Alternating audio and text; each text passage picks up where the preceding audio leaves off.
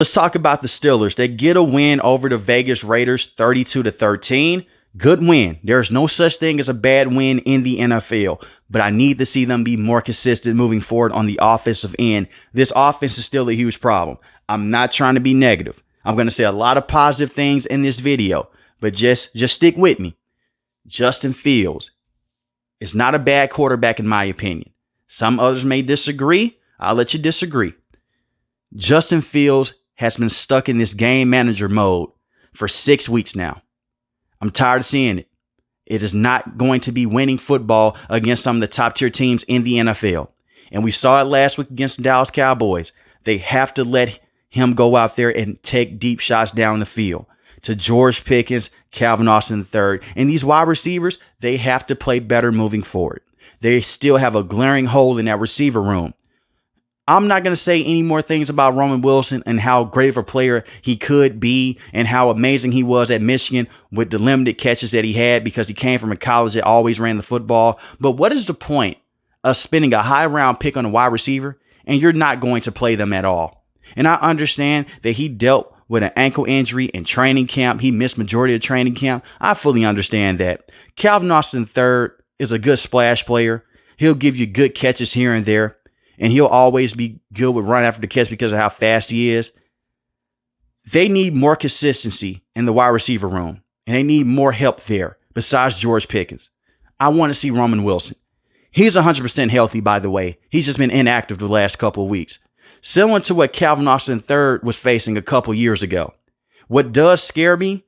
Both of these guys play similar. But the thing is this with Roman Wilson, he had a lot more contested catches in college, and he has a lot of speed as well. And I'm not saying that they put him on the field, he'll be the next Antonio Brown, he'll be the next Hines Ward. I'm not saying anything like that.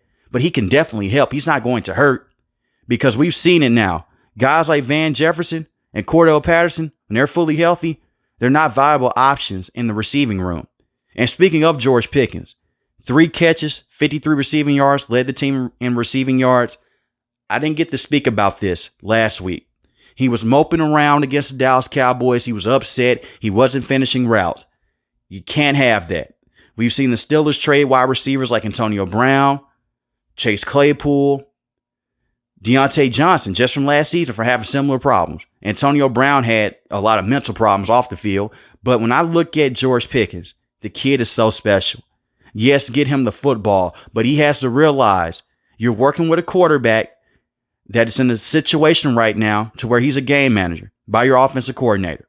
You're going to get limited shots down the field. We saw a similar situation last season with the Indianapolis Colts. He didn't want to block.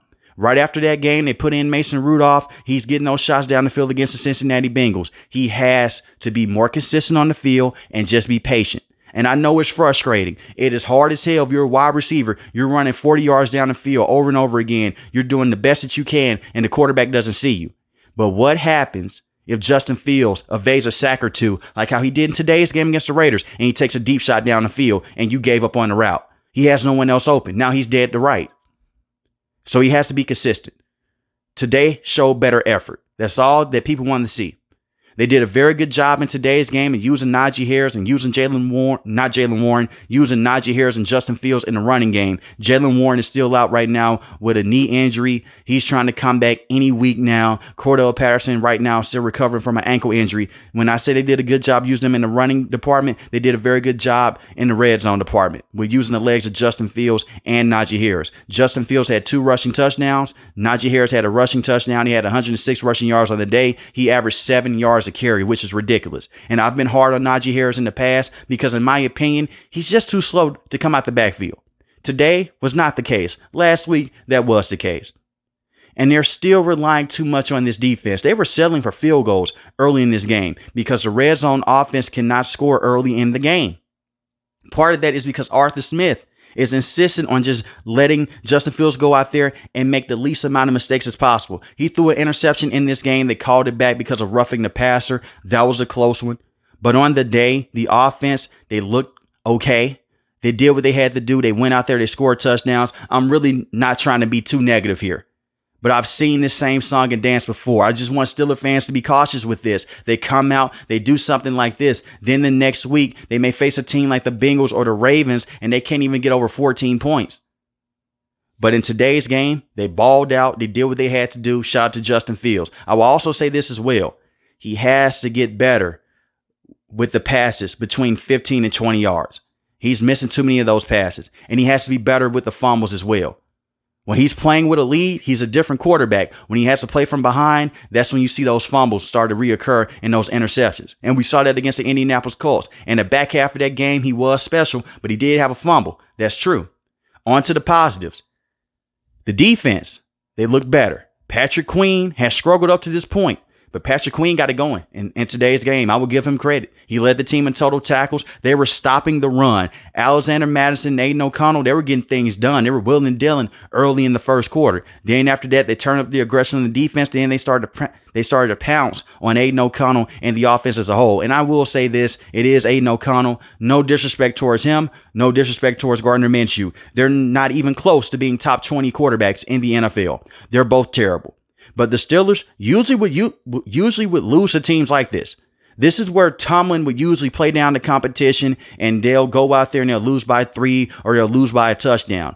We've seen the same type of team go out there and lose against Zach Wilson a couple of years ago, where Zach Wilson was dominant in the fourth quarter. So to see them not play down the competition was a very good thing to see as well. Dante Jackson did come away with an interception in this game. Shout out to him. TJ Watt did not have a sack in this game, but he did have a beautiful forced fumble. He punched the ball out of the running back hands, and it went back to the offense. He forced Amir Abdullah and the other running back as well to go out there and fumble the football many a times. So I will say this right here. Shout out to the defense for doing that.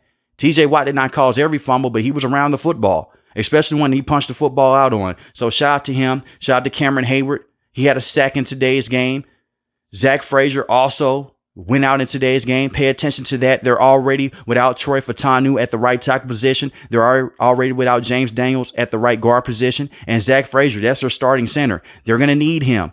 Hopefully he can play and he'll be all right moving forward. But as they start to get some guys back like Nick Herbig and Alex Highsmith, I expect for the defense to even be better. And I expect for TJ to make more noise on this side. Right now, it's hard for him to go out there and completely dominate because they don't have another true pass rusher on the opposite side. Nick Herbig is very good in terms of going back there and stopping the run and giving you pass rush. He's a very good distraction. Alex Highsmith is the second best pass rusher on the team, and he should be back within the next couple of weeks. So as they get healthier, they will get better defensively. I really believe that. But they have to have guys like Patrick Queen continue to step up. Like I mentioned before, I haven't spoken on this in the past, but I'm not going to let him just skate by. Today's game was a very good game.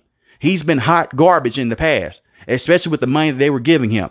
He was missing a lot of tackles. He was giving them a lot of big plays in the middle of the field. Today's game, he was better. The safeties also look good in today's game as well. Joey Porter Jr., I continue to say this, as long as he's not holding on to the opposing wide receiver, he's a solid cornerback to have. I like the Steelers defense a lot. It just had to be more dominant and be more consistent. Do I expect for them to go out every single week and score over 30 points? No, because they still have problems. With the health of the offensive line, they only have one valuable wide receiver, and that is George Pickens. That's it. Do I expect for them to go out there and make a trade for Devontae Adams? I don't. I don't see it happening, but I can see the wide receivers possibly getting better over the season as the season progresses.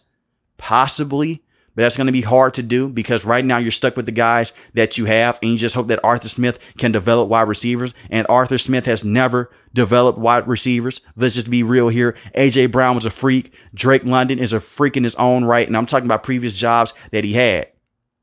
But when I look at the Steelers in today's game, they did enough offensively to go out there. They turned up their aggression. They did not let the game get away from them. And shout out to Coach Tomlin for making adjustments this week. Last week is still very out there, to be real. That film is still out there of how do you beat this team. You stop the run game. You make Justin Fields operate inside the pocket, and you take away George Pickens.